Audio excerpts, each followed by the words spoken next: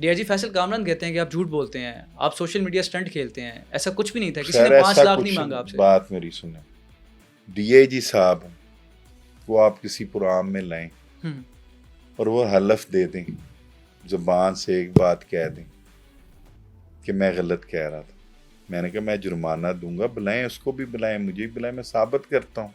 नहीं साहब, आपकी वो जो वीडियो वायरल हुई थी, जी जी वो क्या मामला हुआ था? बड़े गुस्से में आ गए थे, आपको तो हम हंसता सर हुआ असल देखते हैं, में आप गुस्से में आ गए। नहीं, गुस्से वाली बात थी उस दिन, वो ये थी कि रश का दिन है, हमारी कोशिश होती है मुसाफिरों को निकाल दें बाहर। हम्म, तो आप गाड़ियाँ रोकें, हम गाड़ियाँ पूरी करें, मुसाफिरों की बुकिंग की होती है, कोई गाड़ी रास्ते में ख़राब हो जाती है, कोई वर्कशॉप में चेक हो रही होती है, डिले हो रही होती है, फिर हमारे आगे सिरविच डर रहा है, सड़क पूरी हमारी बुरी तरह उखड़ी हुई है, बुरे हमारे हाल हैं। तो उसमें हर साल जब जी ईद के दिन आते हैं, इंतज़ामिया हमारे साथ तामन करती है, वो कहते हैं बैठें जाएं आप। इधर वजह ही कोई नहीं थी, पहले आकर 2 मुलाजिम घुस गए, मैंने कहा यार आप बुकिंग में क्यों घुसे हैं, मैंने एक रूटीन वाइज वीडियो बनाई, उस पर जनाब उन्हें खुद आ गए, डीआईजी साहब वो जी ऊपर से मुझे आर्डर हैं जी, एसएसपी आए थे या शराही डीआईजी आए कार्ड थे? चेक करें, पता नहीं कौन थे, मुझे तो अब भूल गए। तो मैं देखें, आप उस टाइम हम तंग थे, मुसाफिर हमारे पीछे, आपको पता है दौर है, टिकट खरीदी होती है, हमारा काम है उनको भेजना, उनका काम है गाड़ी हमारे से लेकर सीट में बैठना। तो खप्पा हुआ थे बहुत ज़्यादा, तो उस दौरान फिर गुस्सा बड़ा चढ़ा कि आपने टिकटिंग ऑफिस ब्लॉक कर दी। आप या तो जहाँ से कानून टिकट्स सब होते के हैं लिए एक वहाँ हो, बंद कर दिया उसको, बंद टिकट कोई कर नहीं ले दिया, सके। हर चीज़ उन्होंने बंद कर दी। तो ये उधर फिर गुस्सा आता है, फिर मुझे कहता है गाड़ियाँ बंद करूँगा मैं, कि यार करो, मैं क्या कहूँ तुम्हें, अगर इतनी अक्ल भी आप लोगों में नहीं है कि अवाम खड़ी है तो इसको मैं कहाँ लेकर जाऊँगा, तो करो बंद। अवाम खड़ी थी, वो खुद फैसला कर लेती। फिर एडी जो होती है ना जी, उसके ऊपर हम सब की लेती हैं, लेकिन जो हमें आर्डर थे कि मेन आदमी की आपने फैमिली है तो उसका मेन सबरा की लें, सब अड्डों वाले अभी भी यही कर रही, इस टाइम भी सब यही कर रही। उसके बाद चौंक जो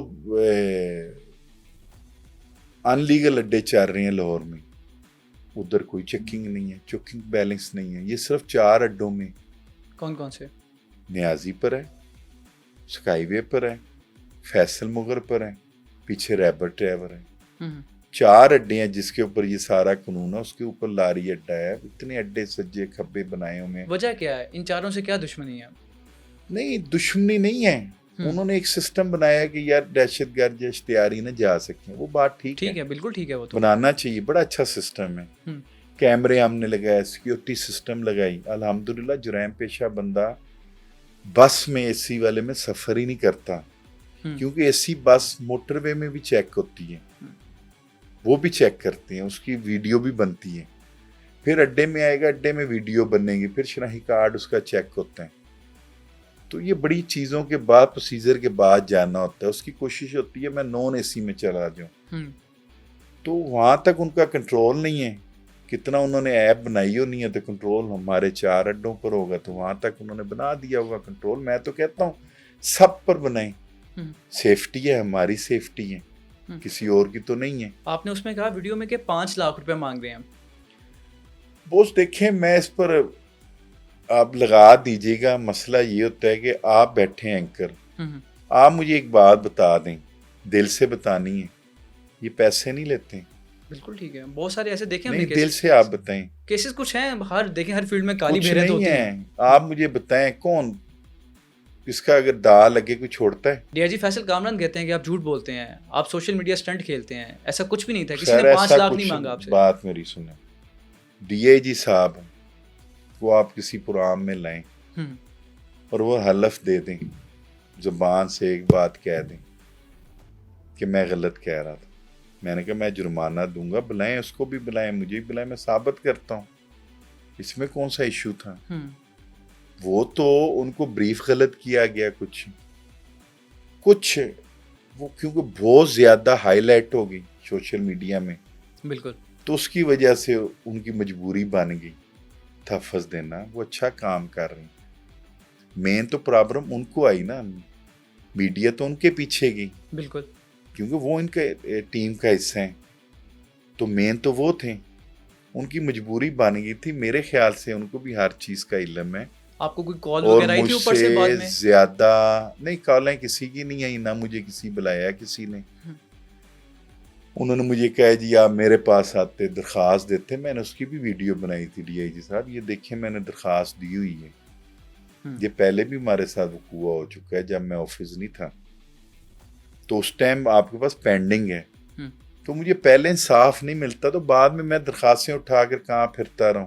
आपने उसमें कहा देखिए मुझे साल होने वाला है, 1 साल। मेरी गाड़ी फैक्ट्री एरिया थाने में LCD निकाल दी गई, अंदर से सामान निकाला गया, चोरी की गई, फिर उसको आग लगाई गई, अभी तक वो पेंडिंग चल रहे हैं। तो इधर कोई इंसाफ नाम की चीज़ है? आपने तो दरख्वास्त दे दी, जलील हो गए। तो वो गाड़ी आपकी बंद क्यों दो की गई? सलैदा कहती हैं, वो गाड़ी एक्सीडेंट हुई है। देखें ट्रांसपोर्टर हैं के लिए मेरी तो नहीं बंद होती, सब कंपनियों की हिट होती है या वायलेशन करती हैं हमारे ड्राइवर, तो बंद करती हैं। लेकिन वायलेशन के बंद बाद कर जलाना कर चोरी कौन सा तो नहीं काम है? करते ना। मैं ये अर्ज कर रहा हूँ, वायलेशन के बाद उसको जलाना, LCDs निकाल देना, ये कौन सा सर करो जी है? ये उन्होंने सामान चोरी की है। उन्होंने कंप्यूटर है, इस गाड़ी है तो उसका कंप्यूटर जला दें ताकि सबूत ना रहे। कैमरे उतार लिए, मैंने सबूत भी दिए क्योंकि मेरे पास कैमरों की रिकॉर्डिंग थी, हर चीज़ दी थी, कुछ भी नहीं। अभी रिसेंट 1 दफ़ा नहीं 10 दफ़ा वाक़ियों में बंदों को उठा के ले जाते हैं, कैश काउंटर में कैश काम हो जाता है, अमला में कहता है जी कैश उठा के ले गए।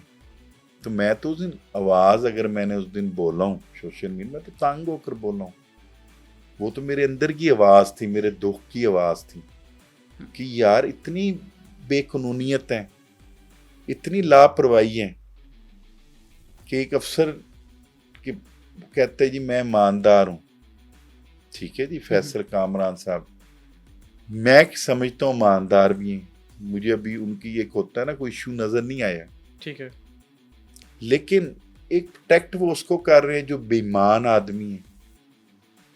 फिर ये थाना था जहाँ से वो शिफ्ट होकर आया। मेरा आधी सड़क नवे कोट को लगती है, आधी सड़क शेरे कोट को लगती है। वो कह रहे हैं इसको लगे, ये अभी महीना हुआ है, उनको पूरा ब्रीफ ही नहीं किया गया। तो उसमें तो मैं नहीं समझता उनको एक्शन लेना चाहिए। अच्छा नए साहब, आपने कहा कि पहले हमने इन्हें 3 लाख रुपए दिया रिश्वत के तौर पे। सर मेरे भाई हर चीज़ दी थी, उसमें मैं बार बार इसलिए इस सिस्टम में नहीं जाना चाहता। ये इंक्वायरी DIG साहब का काम है ना करना। नहीं मैं ये कह रहा हूँ कि बाद में लोगों ने कहा कि इसका मतलब आप पहले रिश्वत देते थे, आपने रिश्वत उनके मुंह पे लगाई है, अब वो रिश्वत लेने आते हैं, अब आप कहते हैं कि मैं नहीं दूंगा क्योंकि आपकी सोशल मीडिया पावर ज़्यादा हो गई है। नहीं, सोशल मीडिया पावर की बात नहीं है, अल्लाह और मेरी पावर बढ़ाए, आमीन। सोशल मीडिया पावर है तो हम लोग थोड़े बहुत से फिर रही हैं, वरना आपको मुझसे ज़्यादा पता है कि जो हालात हैं बाहर। देखिए ना कल 10 मिनट की बारिश हुई है, 20 मिनट की, तो हमारा इलाका, मैं अपने इलाके की बात करता हूँ, डूब गया सारा। देखिए ना, आप अगर मुझे कहते हैं कि यहाँ पर सारे ठीक है महकमे, तो मैं कहता हूँ ठीक है, अपने दिल से कहें। तो अगर मेरे मैं किसी को कुछ देता हूँ या किसी के साथ कोई डील करता हूँ तो बहुत मजबूरी होती है, तो कोई देता है, कोई खुशी से तो नहीं देता।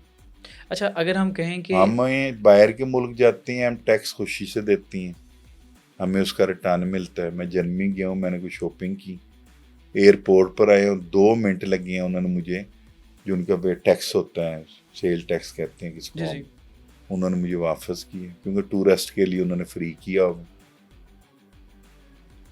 इधर हम टैक्स तो देते हैं खुशी से, लेकिन उसके बगैर और टैक्स भी हमें देने पड़ती हैं। तो ये सिस्टम है हमारा, सिस्टम में मैं नहीं, सब देते हैं। कोई अगर कह दे, हलफ दे दे मुझे कि वो नहीं देता तो बहुत जी मैं जुर्मदार हूँ। अच्छा नए साहब, आप साफ ही ना देती हो लेती हो तो उसका मैं क्या कुछ नहीं सकता। अल्लाह ना करे ऐसा हो। हाँ वो सर।